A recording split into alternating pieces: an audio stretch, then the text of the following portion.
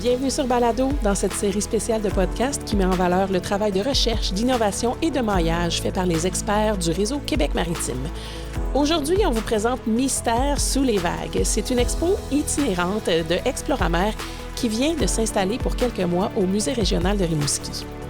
Mystère sous les vagues, ça présente 4 grandes thématiques en lien avec la mer, soit les biotechnologies, l'océanographie, les pêcheries et les enjeux environnementaux.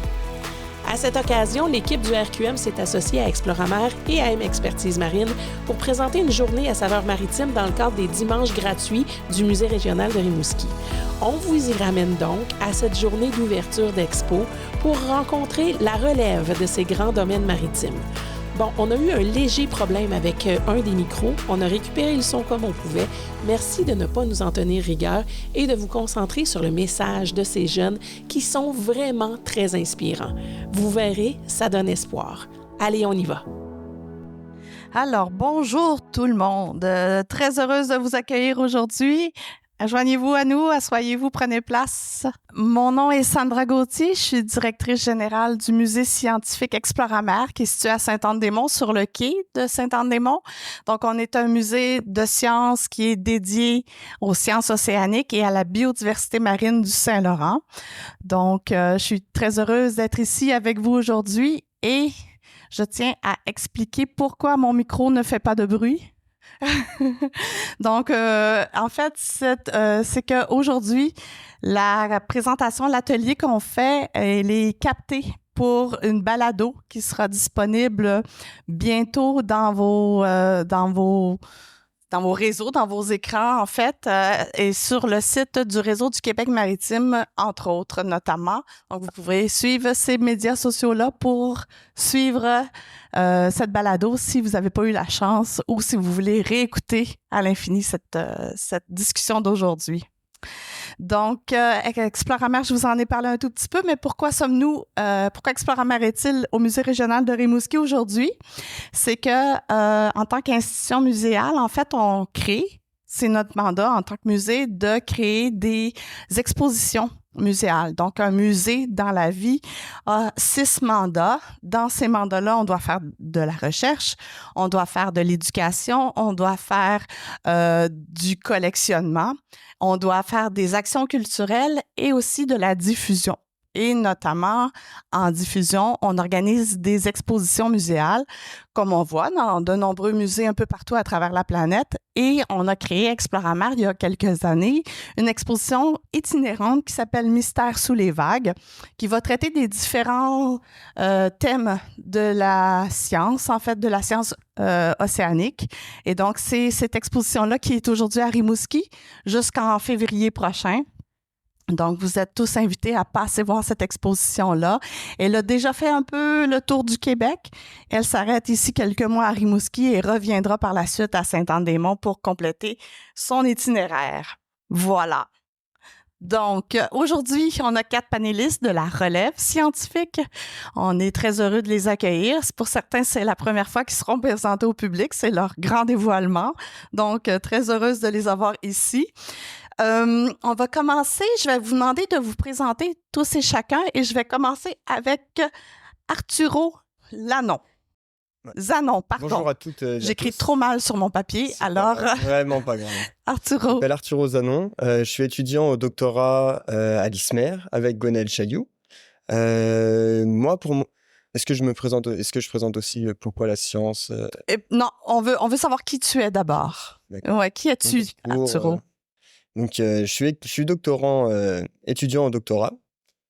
Mon parcours est plutôt classique tout en étant un peu compliqué. J'ai fait un bac. Oui, bravo. Oui, parce que oui, ça doit s'entendre, mais je viens de France, donc c'est pas exactement les mêmes noms de formation. Donc j'ai fait un bac en SVT, donc c'est Sciences, Vie et Terre. Ça parle vraiment de tout ce qui est biologie, géologie. J'ai continué ensuite, j'ai commencé à m'intéresser au monde marin à la fin de ma 3e année de bac et j'ai enchaîné sur une maîtrise en sciences de la mer à Bordeaux. Et au terme de cette formation, on doit faire un stage. J'ai donc contacté Gwenaëlle Chailloux pour savoir si elle avait une place pour moi. Et elle m'a répondu positivement. Donc j'ai fait mon stage avec Gwen à la fin 2023. Puis elle m'a proposé un doc et j'ai accepté, donc me voici. Voilà. Ben, merci Arturo. Tu viens de où en France? Je viens de région parisienne. Donc la mer, c'était dans ton ADN. C'était plutôt, je pense, au cours des voyages. OK. Je dirais que j'ai commencé à adorer ça.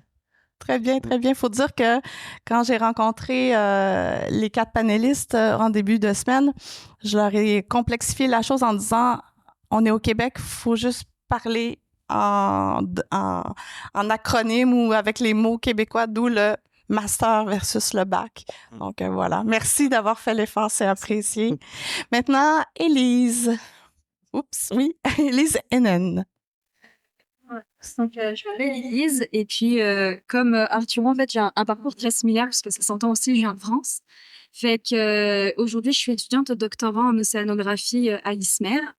Puis j'ai commencé mes études avec un bac comme Arturo en sciences de la vie. Donc un parcours très biologique où j'ai pu vraiment étudier tout ce qui touchait à la biologie dans son ensemble, que ce soit de la biologie animale, végétale, champignons, bactéries, peu importe en fait tout ce qui touche à la biologie.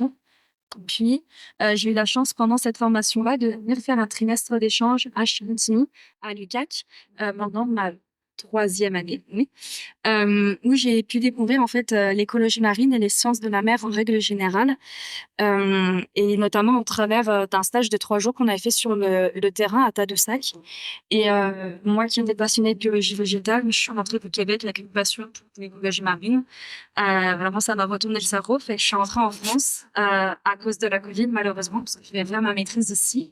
Mais manque de chance, j'ai les crédits, on a décidé autrement. Fait que j'ai fait ma maîtrise dans le sud de la France à Toulon, en sciences de la mer. Et puis, suite à ça, comme Arturo, en fait, j'ai cherché un stage pour finir ma formation.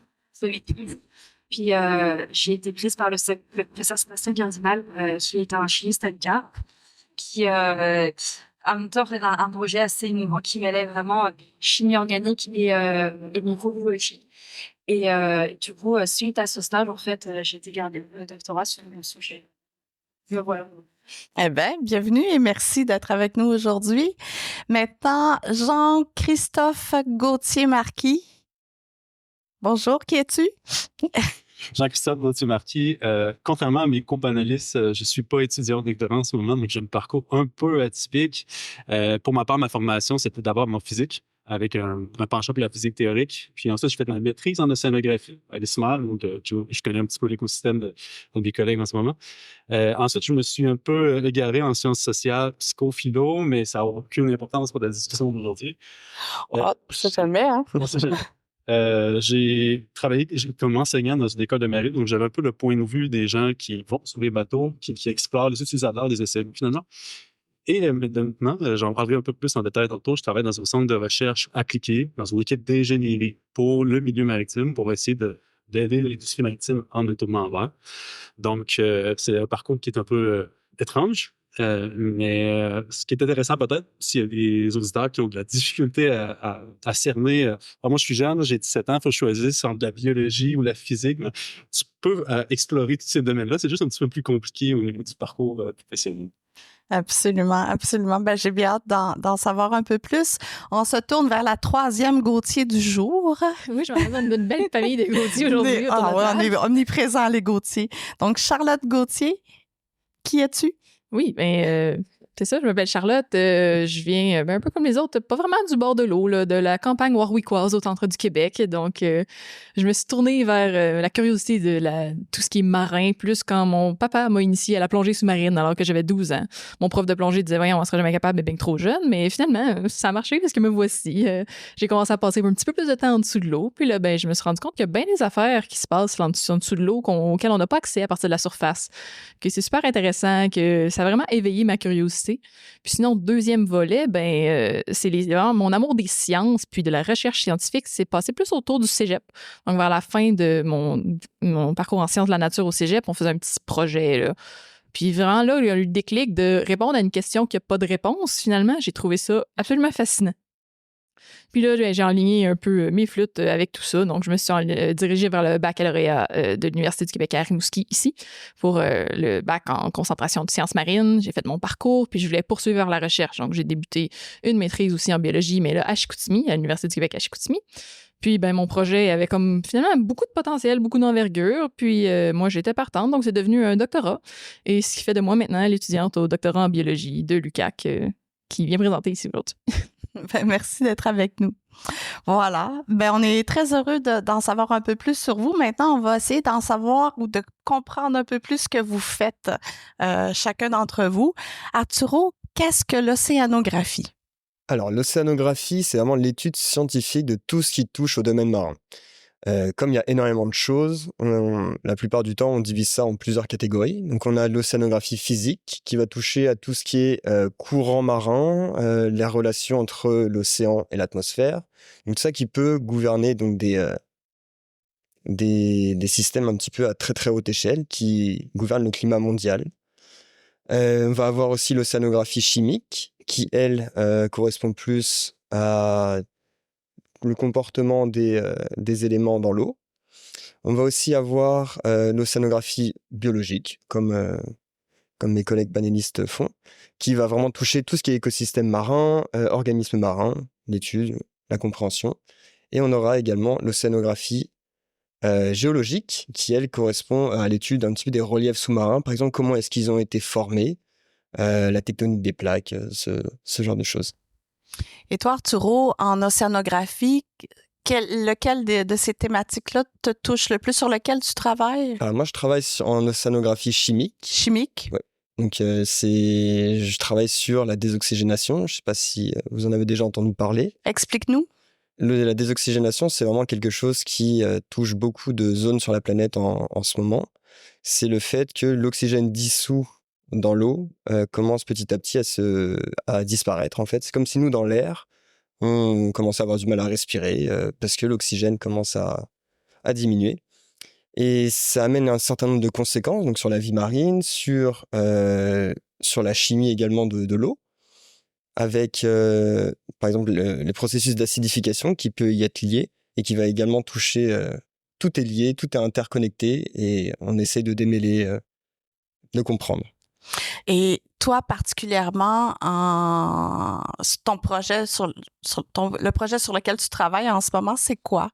Tu touches à quoi? Moi, j'essaie... il y a en fait, dans le Saint-Laurent, on a l'eau de fond du Saint-Laurent est en train donc depuis déjà plusieurs dizaines d'années, se désoxygéner de plus en plus. La tendance est en train de s'aggraver en ce moment. Et j'essaye vraiment de comprendre quelle est la relation entre cette eau et les sédiments, voir si les sédiments ont un rôle sur la désoxygénation, voir s'ils ont un rôle sur l'acidification qui est liée également à cette désoxygénation, et de voir un petit peu si les sédiments peuvent contrôler, la ralentir, ou alors au contraire l'augmenter. Donc, c'est ce qu'on appelle l'époxy, c'est ça? C'est ça, exactement, c'est l'hypoxie.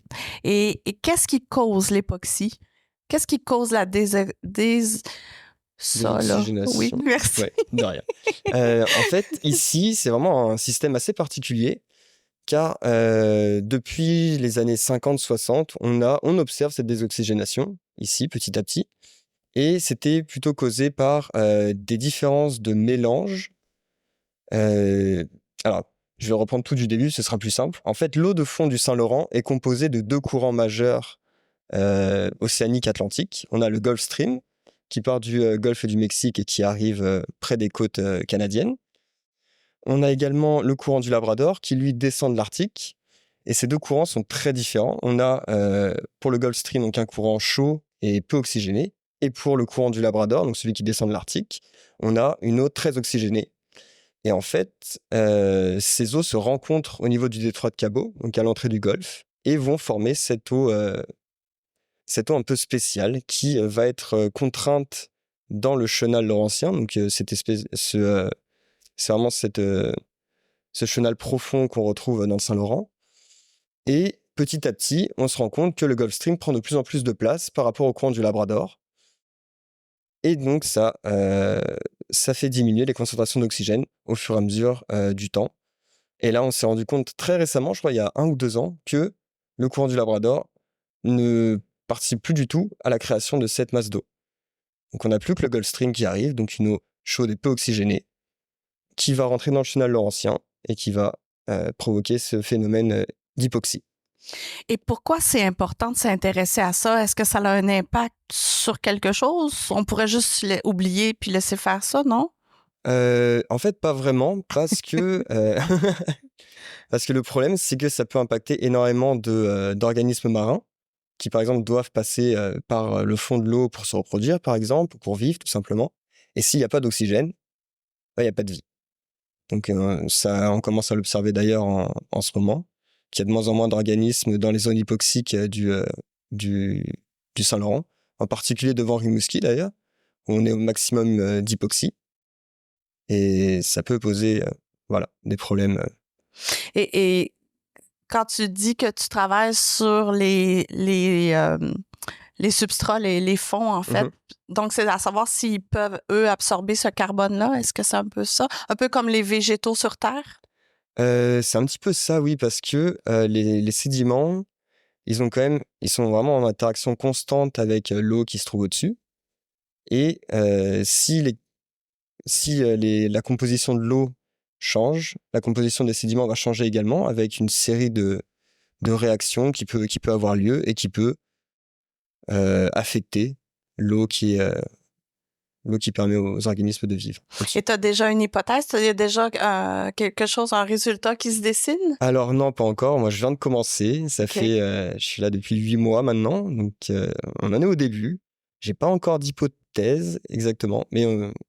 c'est un rendez-vous pour la suite? Exactement. Ça va. C'est très Merci. bien. On se redonne rendez-vous. Maintenant, Élise, qu'est-ce que tu peux nous dire? Comment tu décrirais qu'est-ce que les biotechnologies?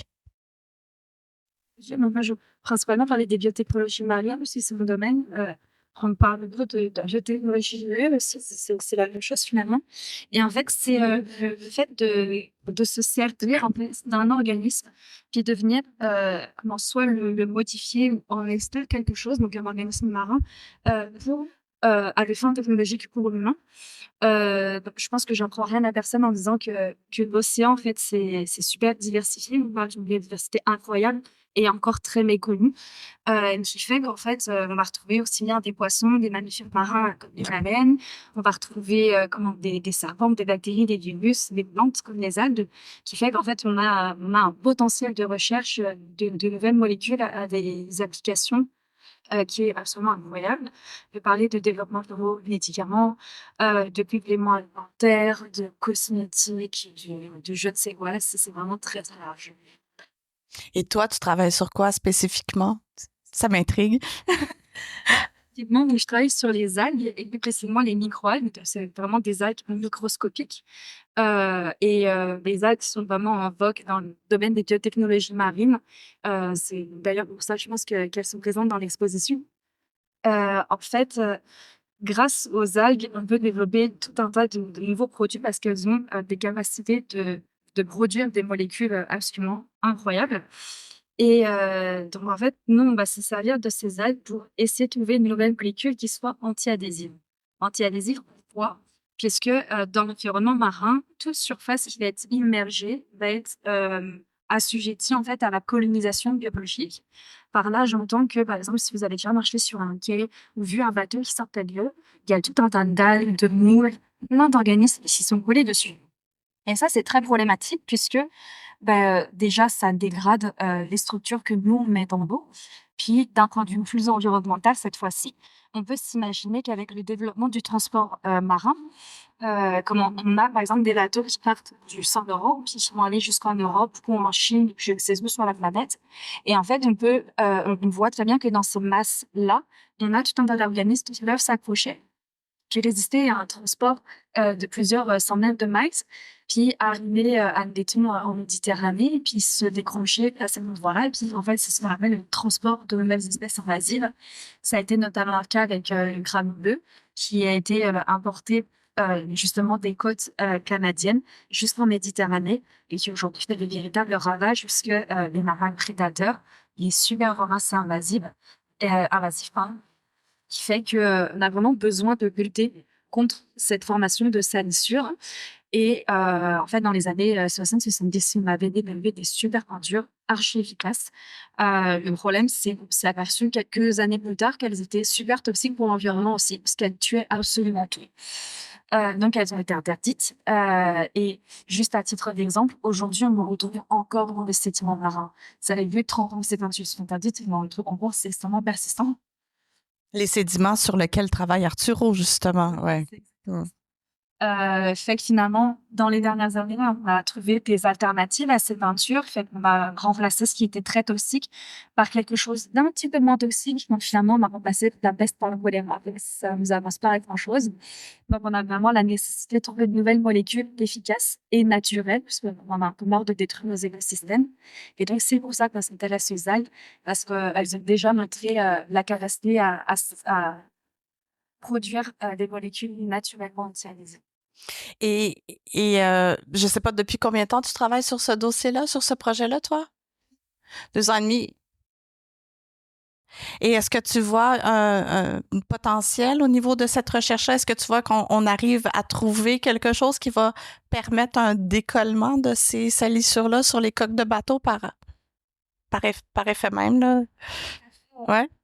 Quelques résultats préliminaires, parce que avant de faire le test biologique, on avait tout un processus en amont à développer.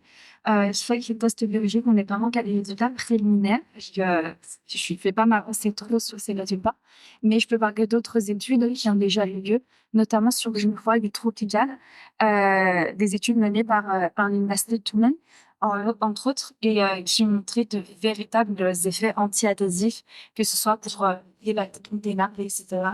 Il m'a réellement pensé. Et les fameuses balanes, je présume, hein? Les balanes et les moules, là, qui prennent beaucoup de place sur les coques et qui ralentissent aussi le transport des navires et donc qui génèrent plus de gaz à effet de serre, je présume. Là, je fais une boucle, vous me dites si je me trompe. Oui, c'est bon. Les balanes comme les moules ne vont pas venir s'abîmer quand elles sont adultes. En fait, c'est les larves qui vont venir se greffer directement, puis là, c'est vraiment former le biofilm. OK. Ben, très intéressant. Merci beaucoup.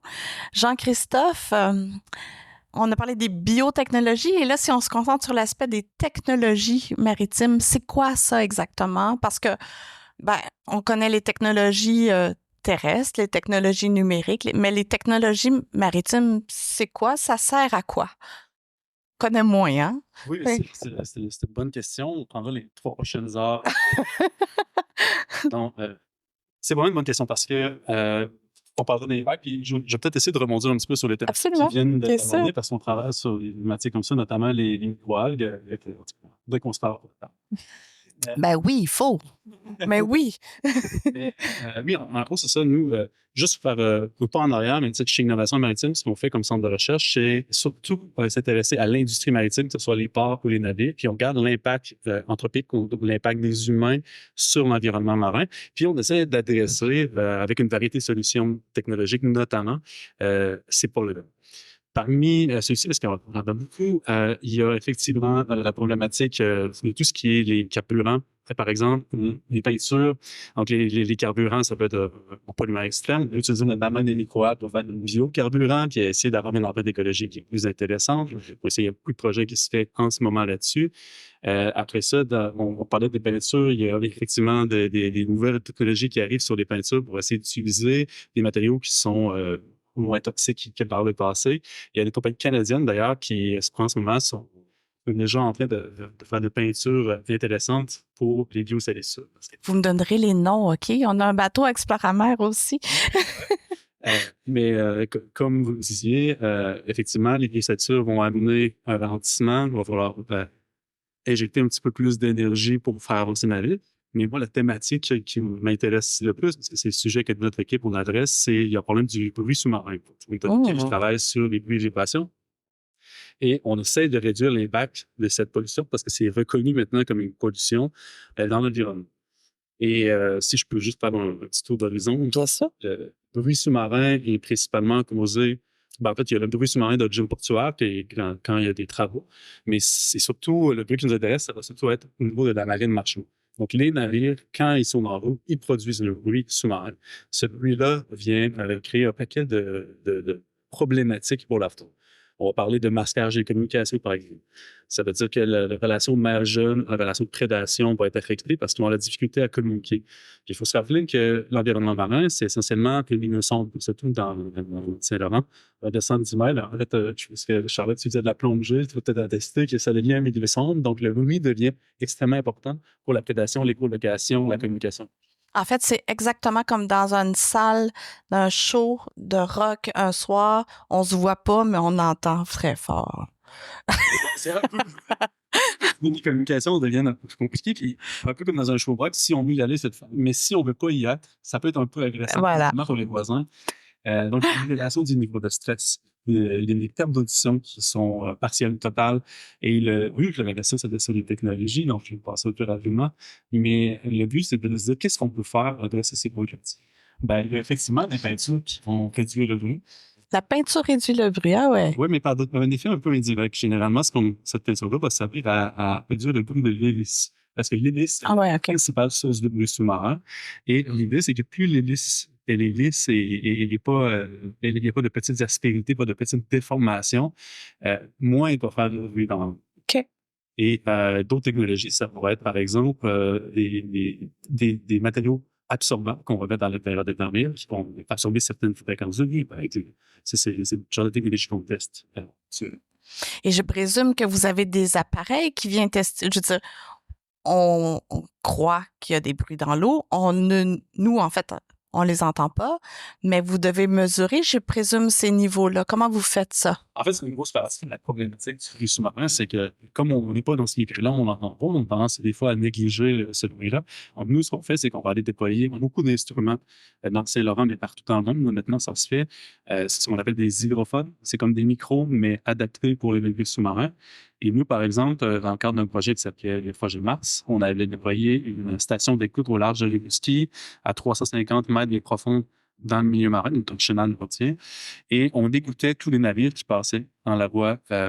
L'idée derrière ça, c'est de notamment caractériser la problématique pour choisir des technologies qui sont adaptées. Parce qu'un navire, deux navires vont pas produire exactement le même bruit, donc ils n'ont pas besoin exactement de la même solution. Et il faut essayer d'avoir une approche un peu personnalisée.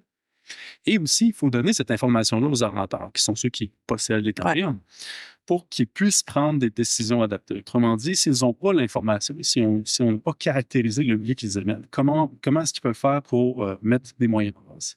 Donc, effectivement, il y a des stations d'écoute un peu partout maintenant dans les zones qui sont écologiquement sensibles. Puis, on essaie de remonter cette information et qui sont installés là de façon fixe, donc qui permettent de mesurer le bruit en continu? Idéalement. Des subventions et des problèmes mécaniques peut-être un peu. Oui, effectivement. La fille, puis le milieu marin, c'est un environnement qui est assez hostile à la génie verbale électronique. Donc, effectivement, c'est quand même un défi de prendre. Et est-ce que tu dirais que la plus importante source de bruit sous-marin provient des navires? La plupart du temps, ça va la source de bruit principale en continu. Il y a des sources de bruit plus fortes que d'autres. Par exemple, quand on fait le sismique, on essaie de faire une fouille des fonds marins, puis éventuellement, par exemple, dans une installation pétrolière, ça va être momentanément. On n'a pas dit de tout de quoi tu parles, là, hein? Ouais. C'est meilleur, mais c'est de façon non sclérosée. Par contre, la marine marchande, tout ce qui est l'alimentation, elle est omniprésente sur nos océans. On sent une augmentation du niveau de bruit aussi de décennie en décennie. En fait, typiquement, la règle, c'est qu'on double l'énergie sonore émise dans l'environnement marin par décennie. Je pense que c'est 2 fois la décennie. Et donc, la source principale, ça va être effectivement les navires. Et à bord des navires, la source principale, ça va être les hélices. OK. Donc, on va faire attention à nos hélices, alors. Maintenant, Arturo nous a parlé des zones d'époxy. Élise nous a parlé du potentiel toxique des peintures qu'on met sur les coques des navires. On vient d'entendre parler de bruit sous-marin. Tout ça a un impact fortement, sûrement important dans l'ordre et dans le désordre sur notre biodiversité marine. Donc, je me tourne vers toi, Charlotte. Qu'est-ce que ça a comme impact? C'est quoi les pêches et l'aquaculture? Et si tu peux nous faire un lien avec tout ce qu'on vient de parler là, avant de nous dire ton projet à toi. Parfait. Ben oui, Je te complexifie la chose, hein? C'est un beau défi, Sandra. Voilà. Mais je vais commencer par dire c'est quoi les pêches. En fait, notre golfe du Saint-Laurent, c'est comme un énorme garde-manger auquel on a accès. Puis, tu sais, on peut retirer des ressources qu'on peut manger là-dedans, puis ça va se renouveler tout seul. En fait, c'est la beauté de la chose. Quand c'est en santé, ça va se renouveler tout seul à un bon rythme, puis on va pouvoir en pêcher, puis consommer nos produits, puis que ce soit pas nocif pour personne. C'est vraiment gagnant-gagnant. Par contre, quand notre écosystème est un petit peu plus en difficulté, quand il y a certains habitats qui meurent ou qui deviennent moins accessibles à cause qu'on perd de l'oxygène, donc là, les poissons, comme nous, ils ont besoin d'oxygène, ils ont besoin de respirer, pas que les poissons, mais toutes les espèces marines. Donc, si on perd de l'oxygène, ça veut dire qu'on perd des territoires, il y a des endroits qui peuvent pas être occupés, donc on peut avoir moins de poissons s'il y a moins de place pour eux. S'il y a des bruits qui viennent déranger la prédation, la communication, mais ça aussi, ça va tout venir affecter la santé de notre écosystème. Puis, le golfe du Saint-Laurent, il faut vraiment y penser comme... c'est comme un château de cartes, finalement. Tout tient à assez peu de choses. Tout est relié ensemble. Tu peux pas enlever un morceau puis penser que tout le reste va continuer de bien aller. Donc, c'est un peu là-dedans pourquoi les pêches, c'est complexe. Faut apprendre, faut faire beaucoup, beaucoup de recherches pour mieux comprendre ce château de cartes-là puis savoir les impacts que nous, on peut avoir, qu'est-ce que ça va donner sur notre gros garde-manger, finalement. Et toi, Charlotte, dans tes projets que tu mènes actuellement, sur quoi te concentres-tu? Moi, je me concentre plus spécifiquement sur notre géant du Saint-Laurent, qui est le flétan de l'Atlantique. Fait que ça, c'est un poisson plat qu'on peut pêcher, puis qui est délicieux à manger. En fait, vous pouvez retrouver à la poissonnerie, là, c'est généralement un poisson assez cher parce qu'il est vraiment très bon à manger, puis que les gens l'aiment beaucoup. Puis ce poisson-là, contrairement aux autres, là, je ne présenterai pas un problème. Il va très bien. Donc, depuis les années 2000, il est revenu dans le golfe du Saint-Laurent. Lui, le fait que les eaux aient un petit peu réchauffé, ça fait son affaire.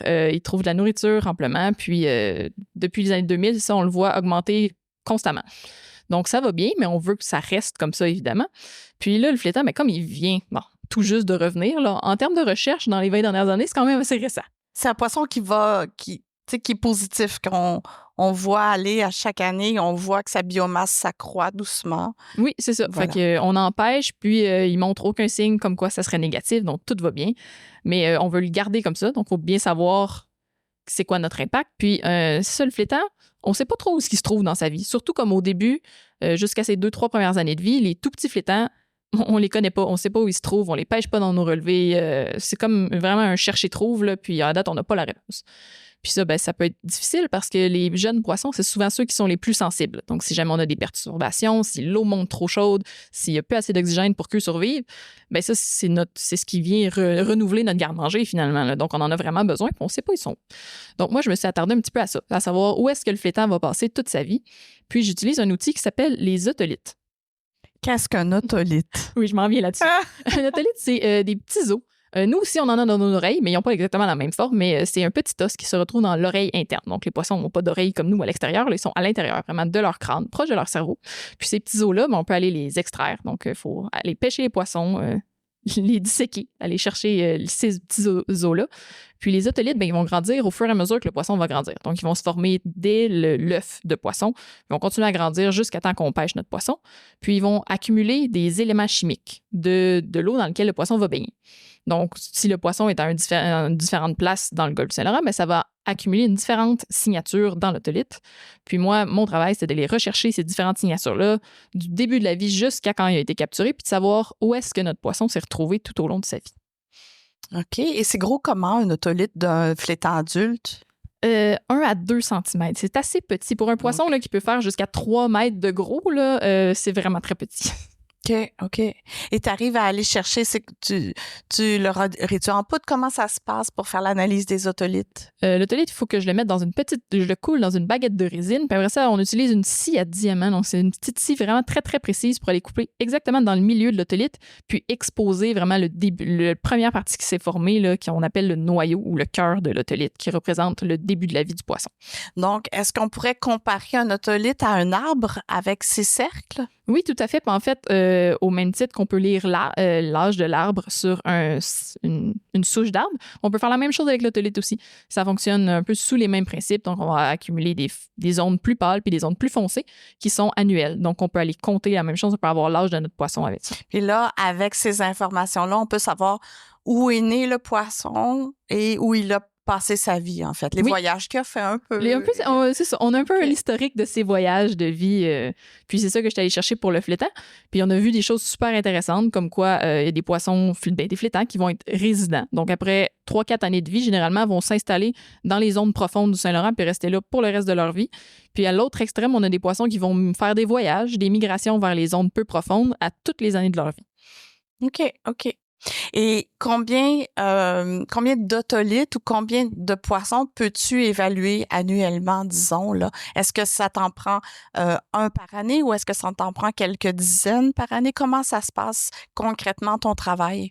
Moi, ce à quoi j'avais accès, c'est des otolithes pour l'année 2017 et 2019 pour 2 ans. Puis j'ai eu 200. J'ai analysé 200 paires d'otolithes. Donc, ça va à peu près une centaine par année, on dirait. Puis plus qu'on a d'échantillons, plus qu'on a une bonne résolution puis qu'on comprend mieux ce qui se passe aussi. Est-ce qu'on voit une tendance qui se dessine? Là, moi, sur mes 2 années que j'ai observées, c'était assez similaire, mais écoute, ça sera encore plus le fun d'avoir des otolithes de 2025 puis de regarder si c'est encore la même tendance. Mais ça serait le projet pour une autre personne. OK. Mais on va te garder proche quand même. Merci pour ces informations-là. Maintenant, si je vais y aller dans le désordre, je vais commencer avec Jean-Christophe cette fois-ci. Jean-Christophe, comment tu perçois l'avenir des technologies sous-marines, toi, au Québec, dans le Saint-Laurent? Qu'est-ce qui seraient les enjeux sur lesquels on devrait s'arrêter dans les prochaines années? Est-ce qu'on parle des bruits sous-marins? Technologie en général, mais ça me dérange pas que tu parles de bruit, parce que ça en fait partie. Ouais. Parce que je peux parler plus facilement du bruit sous-marin dans le monde. C'est parfait. On veut savoir un peu les préoccupations que tu pourrais avoir en tant que chercheur. En fait, la question, c'est un petit peu plus facile peut-être que mes collègues, parce que le Canada... On va leur faire la vie dure, ouais. Il vient juste de prendre sa stratégie canadienne sur la gestion du loup. Donc, dans notre cas, il y a eu une stratégie qui est établie, du moins, il y a eu une consultation publique par votre vue, mais nous, il y a vraiment une stratégie pour justement regarder des solutions pour cette problématique-là en particulier. Si je me permets d'en dire deux, les thématiques qui ont été avancées, c'était, je vais très rapidement, évidemment, la politique est plus longue que ça, mais c'était la recherche entre les impacts du milieu qui est de la faune. Donc, c'est quoi les impacts qu'on a vraiment sur la faune? Ce qui est pas des questions particulières. Vous me parlez de la pêche dans tout, puis c'est pas évident de sonder des animaux pour savoir vraiment c'est quoi leur ressenti. Ils répondent pas? Non, OK. Par exemple, la pêche, on fait des projets en lien avec ça, puis on voit que, par exemple, certaines larves de crustacés vont avoir plus de difficultés à se fixer près des colonies quand il y a des navires de pêche parce qu'ils n'ont pas les cues environnementales pour leur dire que c'est par là que les colonies descendent. C'est un exemple. Ou on va voir, par exemple, des variations dans les hormones de stress chez les grands mammifères marins quand il y a des périodes de grand silence pour les grands rues. Donc, la stratégie, ça va être du Canada, c'est d'aller vers une meilleure compréhension. Avant d'aller vers la technologie, en parallèle, en fait, il faut vraiment comprendre ça parce que c'est difficile, encore une fois, de choisir la bonne solution technologique pour un même problème qu'on n'a pas bien investi. OK. Ce que je suis en train de dire, c'est que il y a certaines espèces qui ont besoin de tel type de solution puis d'autres types de solutions. Ça, c'est la première partie de ta réponse sur la stratégie canadienne. L'autre, c'est l'innovation et la recherche en partenariat avec l'industrie. Donc, c'est d'essayer de trouver des solutions, que ce soit, par exemple, de la machinerie qui est des organismes qui sont innovants, qui vont faire maintenant des peintures, comme on mentionnait tantôt. Ça va être des amortisseurs, ça va être des matériaux absorbants pour certaines fréquences. Ce qui est le grand frein, je dirais, pour aller plus dans le cœur de la question, c'est que les navires qui circulent en ce moment sont des navires qui ont duré peut-être 25 ans, parfois plus, parfois moins. Mais disons, mettons, 25 ans en de grandeur. Ce qui fait qu'on vit avec la flotte du début des années 2000. Tout comme en 20 ans, on va vivre avec la flotte qu'on est en train de Si on ne prend pas des actions rapides pour adapter un petit peu les nouveaux moyens de transport, on vit avec pendant des années. Absolument. Le challenge, c'est d'essayer d'être vraiment proactif.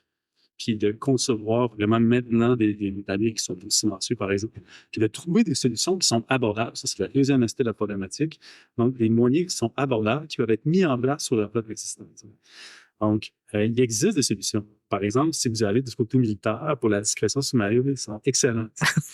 Par contre, c'est extrêmement coûteux.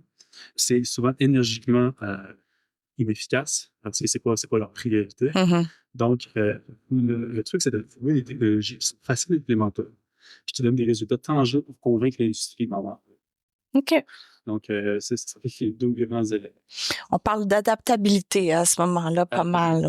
Ouais. Puis, aussi, Ouais. on parle de conception-là. Puis là, je parle du bruit sous-marin, mais ça irait autant pour les carburants, ça irait pour d'autres types de problématiques. Absolument. On peut avoir les autres ballasts, par exemple, c'est la même chose, juste un mot là-dessus. On parlait tantôt du carbone. On peut parler de mots de comme je en parlais. Il existe des technologies pour essayer de faire un meilleur travail de filtration des autres ballasts. Il y en a qui travaillent là-dessus dans le centre de recherche, d'ailleurs. Mais il faut les mettre en place rapidement. Il faut avec un rapport et des résultats tangibles. Absolument. Ça va tel vite. Donc, et puis il faut avoir des esthétiques. Potentiellement, C'est intéressant tout ça. J'ai hâte d'en savoir plus sur la stratégie canadienne, notamment. Charlotte, sur quoi on devrait s'arrêter?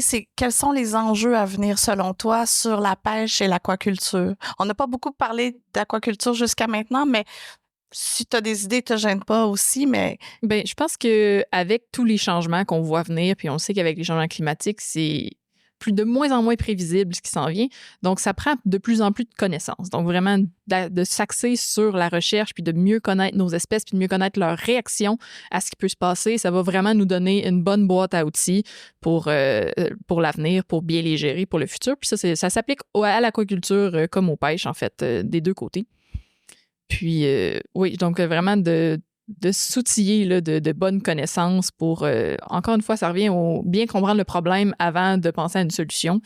Puis, ça va être vraiment à ce niveau-là que... Donc, augmenter la quantité de recherche qui est menée sur les différentes biomasses du Saint-Laurent en ce qui nous concerne ici. Ou en tout cas, au moins de continuer sur notre bonne lancée, oui.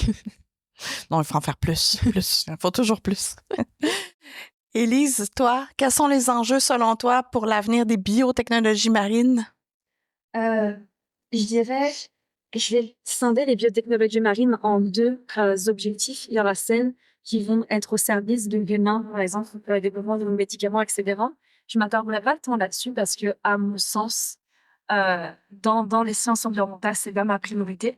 Donc, ça serait plus sur les biotechnologies marines au service de l'environnement sur lequel je m'attarderai. Intéressant. Et là-dessus, en fait, il faut savoir qu'aujourd'hui, le transport le moins polluant, c'est le transport maritime. Dans le sens où, sur 100 km par nuit avec des temps de tonnage de marchandises, c'est le transport qui va émettre le moins de dioxyde de carbone dans l'atmosphère. Fait que forcément, avec cette information-là, on se dirait, hey, on va juste enlever tous les trucs de la route et puis on va mettre des bateaux partout, surtout avec le Saint-Laurent au Québec, c'est super facile. Oui, mais ça va avoir différentes problématiques. La problématique des vaisseaux marins, notamment, etc.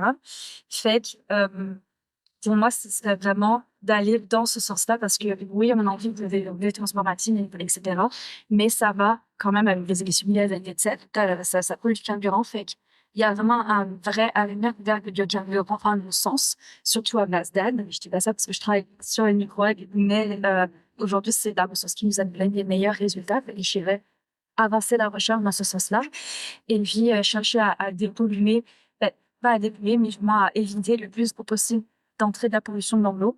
Donc, ça y va de nouvelles montures plus respectueuses de l'environnement, etc. Donc, je dirais développer de nouvelles technologies plus respectueuses de l'environnement pour avoir un transport maritime.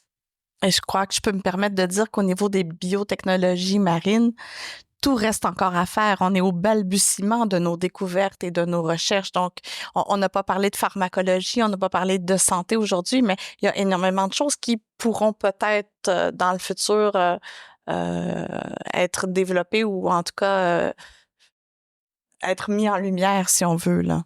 Vraiment au début de tout ça, puisque, comme je l'ai dit au tout début, l'océan, en fait, on commence juste à le découvrir. C'est bizarre de dire ça parce qu'on connaît les requins, on connaît les baleines, en fait, on connaît tout ce qui est extrêmement gros, mais finalement, on n'a aucune idée quasiment de ce qui se passe dans le profondeur de l'océan.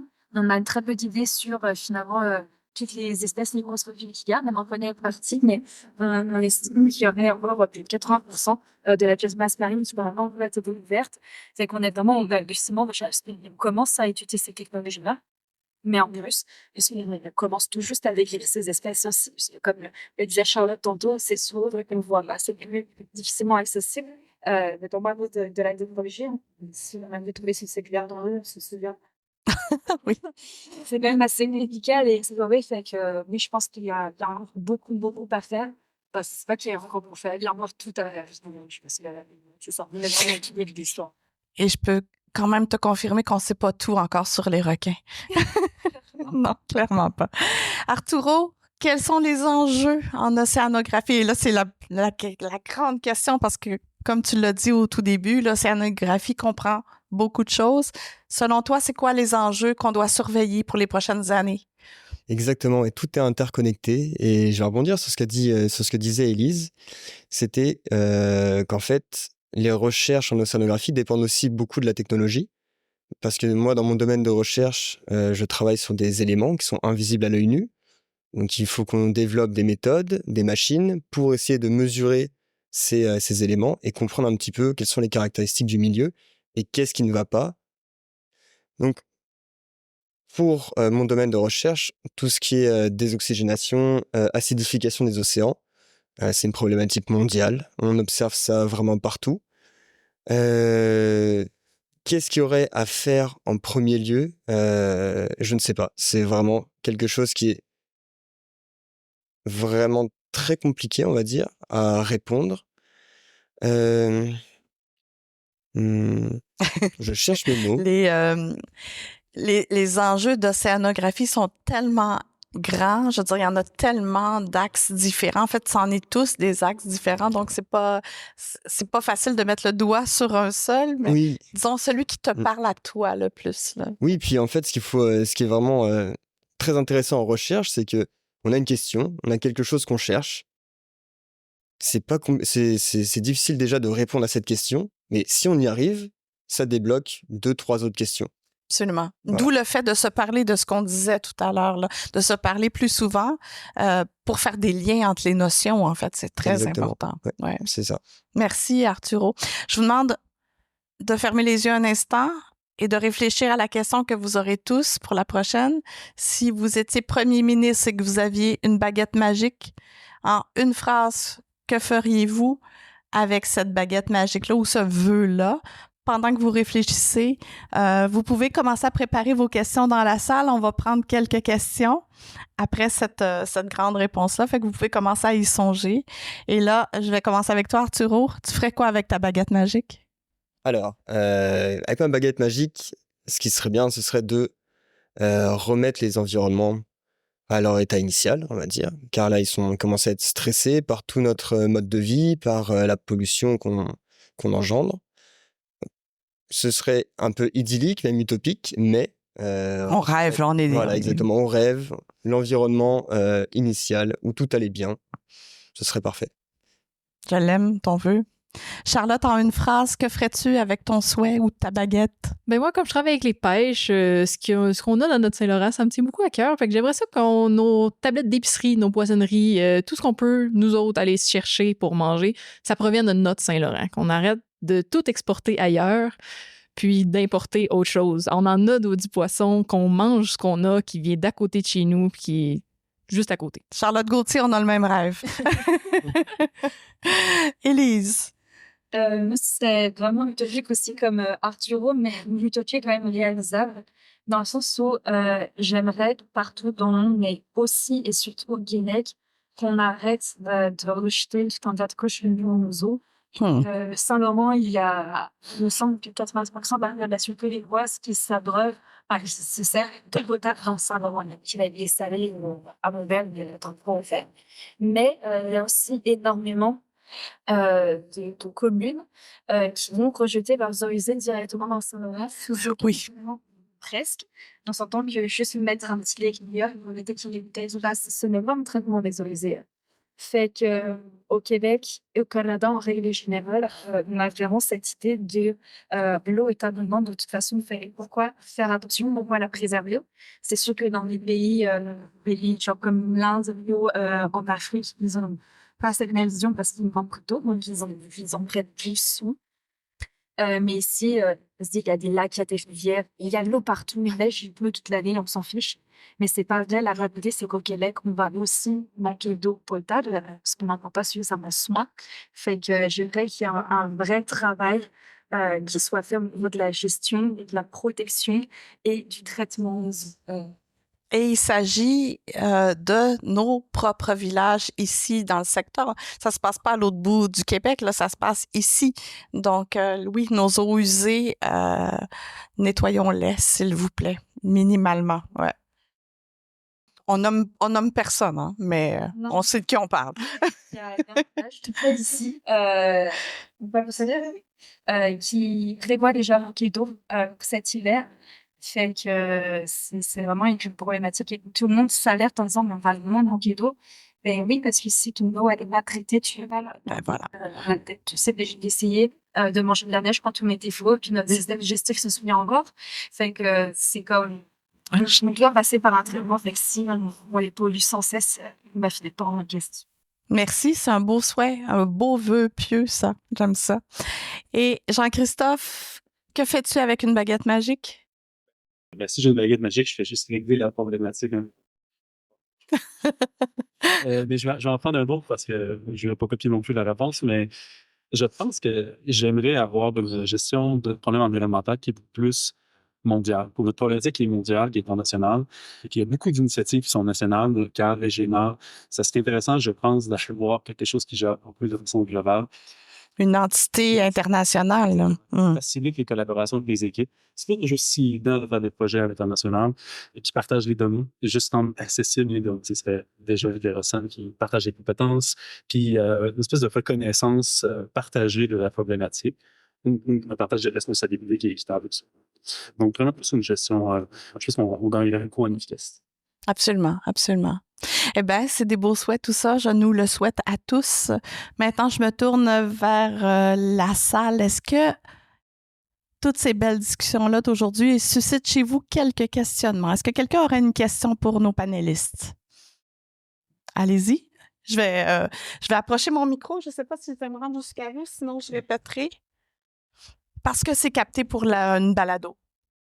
Attention plus Jean-Christophe Gauthier, Marquet, qui, dans sa présentation de son parcours, a parlé de ses études en biologie ou en tout cas. Puis il a dit à un moment donné, mais ça n'a pas rapport, j'ai été du côté des sciences sociales, psychologie et philosophie. Et puis moi, ça m'a interpellé beaucoup, ça. Puis surtout du fait de dire que ça n'a pas rapport. Alors j'aurais aimé ça, en savoir un petit peu plus. Oui, c'est intéressant parce que c'était de toute façon un peu provocatrice de dire la chose. J'aime parce que je suis quand même un fervent partisan que toutes les compétences, toutes les connaissances peuvent être utiles d'une façon ou d'une autre. Par exemple, que ce soit la rédaction, en fait, les innovations sociales, je suis vraiment plus de web, tout l'aspect développement des idées, argumentation, par exemple, ça devient hyper utile. Mais ici, quand on fait une approche avec d'autres personnes de collaboration, on essaie de rendre, de vulgariser, je dis aussi. Mais pourquoi j'ai dit ça, c'est juste qu'il n'y a pas nécessairement de connaissances techniques que j'ai fait mieux de ce parcours-là, en philosophie ou ça dessine ça. Mais il y a quand même des apprentissages qui effectivement me servent en tant que chercheur, c'est clair. Puis je suis des citoyens aussi. Mais il n'y a pas d'éléments nécessairement techniques, les éléments qui communiquent. Bon, c'est ce que je voulais dire. C'était peut-être un peu provocateur. Voilà, ça a suscité la bonne question. Merci beaucoup. On a une autre question ici? Yes, j'ai une question, moi, pour Arturo. On s'est croisés quelques fois à l'ISMER et à l'Uni. Je sais que tu étais au début de ton doctorat, mais selon toi, ça serait quoi l'apport anthropique, même dans le Saint-Laurent, de l'hypoxie? Est-ce que tu as comme déjà un petit peu plus d'hypothèses au niveau soit de l'eutrophisation du milieu, soit les transports, soit même les rejets d'eau usée, comme disait Elise? Tu sais, tu as parlé beaucoup des aspects physiques, les masses d'eau et tout ça, mais j'aimerais ça t'entendre un peu en tant qu'étudiant qui vient de la France et tout. C'est quoi que tu penses vraiment qui est l'apport de l'homme puis de l'industrie dans le Saint-Laurent qui apporterait peut-être ce manque d'oxygène-là? C'est tellement une bonne question, ça. Alors, c'est une très bonne question. Dans le Saint-Laurent, donc, comme je disais, c'est vraiment des processus à grande échelle. Donc, c'est vraiment le climat mondial qui régit ça et qui va empêcher donc le courant froid oxygéné de rentrer dans le Saint-Laurent. Car oui, j'ai passé un petit peu vite sur ce point-là.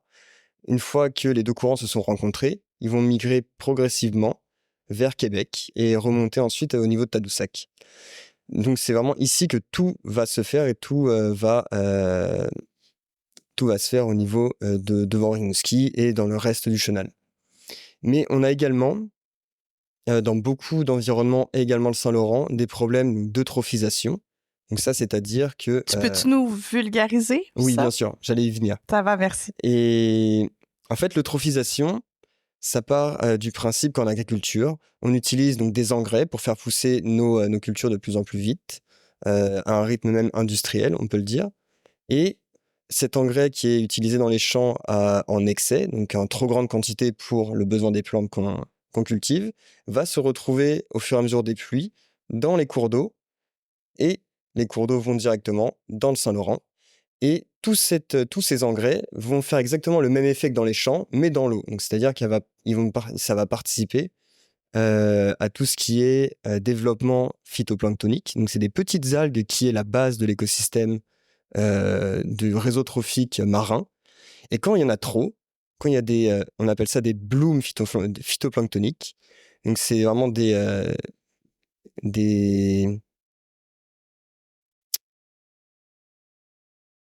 Oui, c'est des éclosions, mais c'est vraiment des effets comme ça qui peuvent arriver de manière saisonnière ou quoi que ce soit. Et ça va déséquilibrer les écosystèmes. Donc, c'est-à-dire qu'il y aura trop à manger, en fait. Et les organismes, pour manger, ils vont utiliser les éléments qu'il y a dans l'eau, dont l'oxygène. Et ça va utiliser de plus en plus d'oxygène. Ça va affaiblir les stocks en oxygène de l'eau.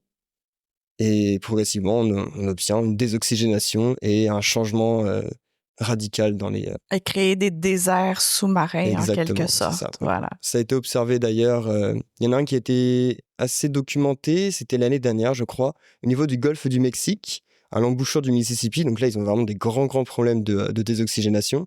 Et on a vu ces images, je ne sais pas si vous les avez vues, oui. de vagues de poissons morts sur les plages. C'était très les parlant, conséquences de ce que je viens de parler. Merci. Est-ce qu'il reste une dernière question? On a le temps pour une dernière question? Madame? Oh, ben non, vas-y. En fait, moi, ma question, c'était pour Jean-Christophe. Je me demandais si tu sens que les propriétaires de navires marchands sont prêts à investir dans leurs bateaux pour réduire les bruits. C'est vraiment beau. Très bon. Les questions sont chouettes. Oui, en fait, la réponse, c'est Canada. Je vais aller avec une deuxième. Au Canada, honnêtement, je suis surpris avec la participation des hommes. Il y a différentes motivations derrière cette participation-là, mais en général, ils sont vraiment ouverts à essayer des choses. Ils investissent de leur argent dans le projet pour les financer. Après ça, ils nous ouvrent les portes de leur navire pour qu'on aille à bord. Évidemment, d'un armateur à l'autre, ça peut changer, mais je sens vraiment une réelle collaboration avec l'industrie maritime en ce moment. Puis même moi, je m'en souviens encore après tant d'années. Ils viennent aux rencontres de suivi, s'intéressent et posent des bonnes questions. Ils ont leur département R&D aussi avec quelques personnes qui sont responsables environnement. Ils ont leur propre petit budget qui gèrent un peu comme ils veulent. Honnêtement, c'est super positif. Après, quand je vais à des collaborations à l'international, des fois, l'adhésion est un peu difficile. Honnêtement, je n'ai pas vu un endroit où l'industrie est aussi impliquée au Canada. Franchement, c'est incroyable. Quand la stratégie canadienne, puis je vais essayer où essayer de capitaliser sur cette relation-là entre l'industrie et la recherche, je pense que c'est le meilleur vecteur de réussite qu'on peut avoir. Donc, au final, c'est eux les utilisateurs, puis il faut les aider dans les institutions, et puis profite de l'industrie au Canada aussi. Il existe au Canada l'Alliance verte, en fait, qui est une, je vais dire certification, je ne sais pas si c'est le terme qu'eux utilisent, mais qui amène justement les armateurs à se verdir un peu plus entre eux. Donc, et ils sont en train de faire des petits en Europe en ce moment. Donc, c'est une plutôt bonne nouvelle. Oui, voilà, exactement. Je tiens à vous remercier tous de votre présence ici, de votre écoute pour ceux qui nous entendent sur la balado. Donc, merci à vous tous. Avant de terminer, pour les gens qui sont ici en présentiel, j'aimerais vous permettre à Charlotte de nous... Charlotte est aussi, elle a oublié ça dans sa présentation d'abord, elle est aussi une artiste. Donc, moi, j'ai toujours pensé que la science et les arts sont des frères et sœurs très liés. Et donc, j'aimerais, si tu veux bien, Charlotte, nous montrer une de tes œuvres que tu as à côté de toi, qui a l'air bien chaude et bien confortable, notamment. Tu peux même nous faire un petit défilé de mode. Et puis, pour ceux qui sont ici, vous pourrez, à la sortie, avoir un souvenir de cette journée-ci avec une BD conçue par Charlotte sur les otolithes. Je vous remercie à tous de votre présence et à très bientôt. Merci beaucoup.